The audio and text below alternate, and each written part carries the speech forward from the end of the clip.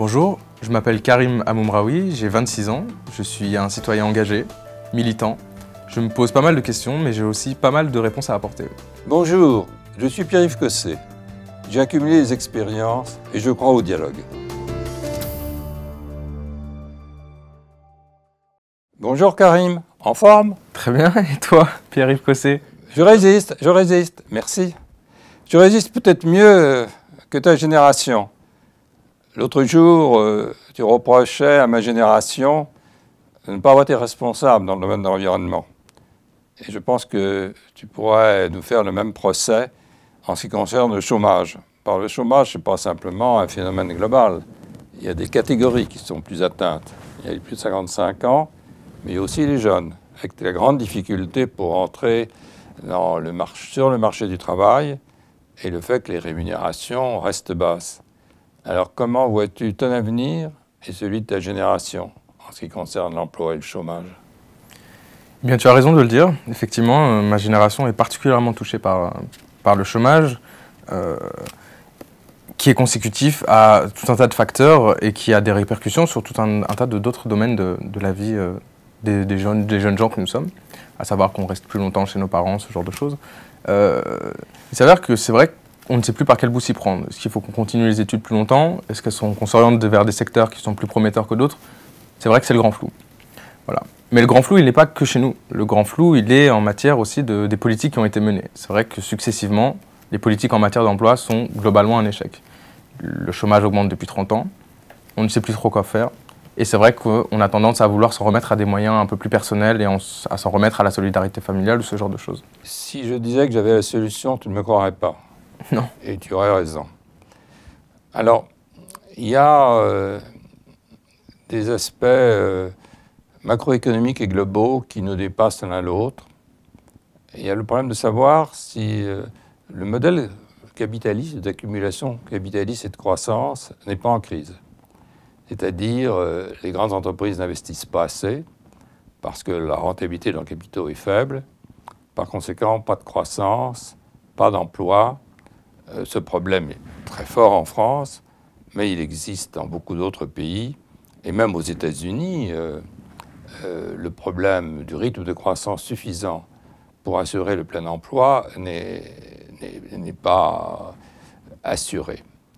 Cela dit, il faut évidemment regarder à un autre niveau et regarder de façon plus proche. Et là, je vais peut-être te dire des choses qui vont te déplaire. Justement, je vois que tu fais le lien entre l'emploi, donc le marché du travail, et la croissance. Et je crois qu'il y a des choses à dire à ce propos. À savoir qu'on observe en ce moment une conjoncture qui est plutôt... On observe une certaine relance de la croissance, aussi timide soit-elle, et en même temps, le chômage continue d'augmenter. Et justement, est-ce qu'on ne pourrait pas déconnecter ces deux dimensions économiques, à savoir l'emploi et la croissance? Et donc, du coup, je pense que ces deux indices sont un peu obsolètes. Voilà. Pour tout te dire, je pense qu'ils sont un peu désuets. Les gens aspirent à avoir une activité qui leur plaît, dans laquelle ils peuvent s'épanouir, et plus seulement pour participer à leur survivance dans la vie de tous les jours. Karim, méfie-toi. À partir du moment où l'on dit les indices n'ont pas d'importance, qu'on ne compte plus, c'est une sorte, à mon avis, de démission. Je ne dis pas cela. Je dis que les indices sont peut-être pas les bons. C'est peut-être pas les bons outils. Alors, il faut d'abord partir de ces indices, et je suis d'accord avec toi, il faut en rajouter, c'est incomplet. Ce qui se passe en ce moment est très simple. On ne voit pas pourquoi les hommes politiques s'excitent. C'est malheureusement trop simple. D'une part, on sait qu'en dessous de 1,5% de croissance, le chômage ne diminue pas vraiment. D'autre part, on sait que les entreprises ont parfois encore des effectifs un peu pléthoriques. Par conséquent, avant de recruter, elles vont dégonfler leurs effectifs, avec un effet productivité qui pourra avoir des conséquences sur les salaires. Donc, la réalité est que dans l'année qui vient, nous allons avoir une stagnation ou une faible baisse du chômage. Ce qui pourrait changer les choses en termes de conjoncture, c'est s'il y avait un redémarrage très rapide du bâtiment. Mais malheureusement, on n'en est pas là. Alors tu dis, et c'est vrai, il faut peut-être s'occuper aussi d'autres choses. Et il y a d'autres problèmes à regarder, qui est celui de la formation. Comment former mieux, plus et plus longtemps les personnes. Il y a aussi, à mon avis, et là, je vais choquer beaucoup de personnes en disant il vaut mieux peut-être des petits emplois, des emplois à temps partiel que le chômage. Est-ce qu'il n'y a pas quelque chose à inventer dans les formules actuelles de contrat de travail pour au moins assurer une transition? La question du nombre d'heures travaillées, elle se discute et je suis tout à fait d'accord pour dire qu'elle peut être aussi un levier, une variable à faire intervenir pour faire baisser le chômage. Quand on voit que les 35 heures ont posé autant de problèmes et continuent d'être martelés par le patronat comme étant un frein au plein emploi et à ce genre de choses, bon, effectivement, moi je pense qu'on peut revoir les choses là-dessus et certaines mouvances de certains partis qui sont plus proches des nôtres ont tendance à dire qu'il faudrait peut-être même encore diminuer le temps de travail par semaine. Alors diminuer le temps de travail, pourquoi pas, mais quel genre de travail aussi? Quel type de travail? Aujourd'hui, les gens sont contraints d'avoir des jobs qu'ils ne souhaitent pas. Certains veulent faire des études longtemps, ne le peuvent pas. Certains veulent pouvoir avoir des équivalences pour pouvoir changer de filière, ils ne le peuvent pas. Et on peut aussi se poser la question de l'élitisme à la française, à savoir que les jeunes, quand ils rentrent sur le marché du travail, c'est assez impitoyable pour eux. On ne leur laisse pas le choix, on leur exige certaines expériences, sauf qu'ils n'en ont que très peu, d'où l'importance des stages, d'où l'importance de l'apprentissage. Voilà, il y a tout ce marasme un petit peu qui est totalement désinvesti par les politiques, qui n'ont pas une vision globale du travail. On sait pertinemment que la croissance, elle augmente quand le prix des matières premières et du carburant notamment diminue. C'est tout un tas de choses voilà, qu'il faudrait peut-être revoir en global, et j'ai l'impression qu'on nous ressort les vieux outils de toujours, à savoir la croissance, le point de PIB, ce genre de choses, sans prendre en compte le bien-être au travail, sans prendre en compte les rythmes, le respect des rythmes, les droits, la démocratie locale, ce genre de choses. Il y a beaucoup à faire. Et pourquoi c'est délaissé par les pouvoirs publics? Parce que c'est très compliqué. Les aspects sont très variés. Il y a les conditions d'entrée des jeunes sur le marché du travail. Et tu as raison de dire qu'il s'agisse de la formation, de l'apprentissage, de l'alternance. Le plus grand scandale français, le plus grand, et je pèse mes termes, c'est le fait que 130 000, 150 000 jeunes sortent du système scolaire sans être vraiment formés. Et là, nous créons en effet le chômage de demain. Donc, il faut vraiment s'attaquer à cela. Et peut-être, faut-il regarder, je sais qu'à gauche, mes propos seront fortement critiqués, les petits boulots à l'allemande, qui, au moins en forme de transition, c'est mieux que le chômage pur et simple.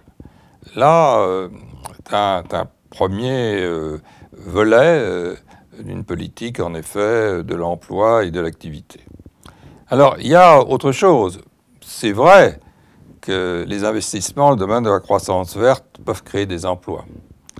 Mais aussi, ils en suppriment.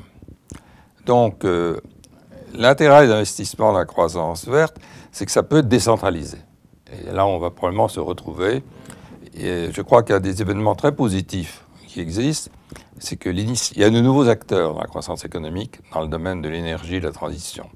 Ce sont les collectivités locales, ce sont les métropoles. Et parce qu'il y a des transformations technologiques, parce qu'il y a des start-up, il peut y avoir des créations d'emplois, il peut y avoir des petites entreprises qui sont compétitives, et là, et notamment sur un plan territorial, c'est une réponse partielle.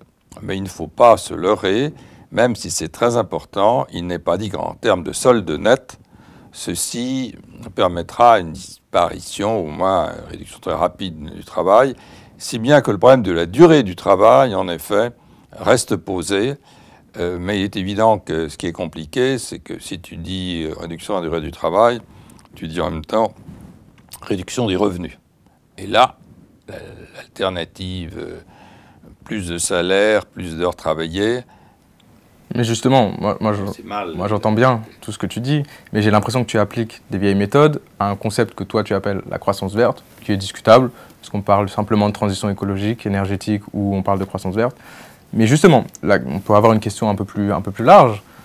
Pourquoi considérer le chômage comme un problème? Pourquoi considérer à tout prix une société qui devrait être dans le plein emploi, ou en tout cas dans le maximum de plein emploi? Il y a d'autres outils qui sont tout à fait pertinents et qui pourraient tout à fait remédier au problème, à savoir des outils comme le revenu de base inconditionnel, qui permettra à tout le monde d'assurer son quotidien, de se loger, de se nourrir, d'étudier, d'être en bonne santé, sans avoir à avoir un travail rémunéré. Tout le monde peut être utile à la société en créant de la valeur ajoutée, puisqu'on sait très bien que la croissance, c'est aussi de la valeur ajoutée, c'est la valeur qui est utile. Ces indices-là, on n'entend pas les gens avoir une certaine vision globale de qu'est-ce que le travail, qu'est-ce que l'activité. On peut avoir une activité sans rentrer dans les codes d'emploi, plein emploi, et être tout à fait utile à la société et apporter une plus-value à celle-ci. Et une autre société que tu veux, il faut commencer par des petits bouts, peut-être en développant l'économie sociale. Il y a sûrement des marges de jeu, mais aussi des problèmes de financement.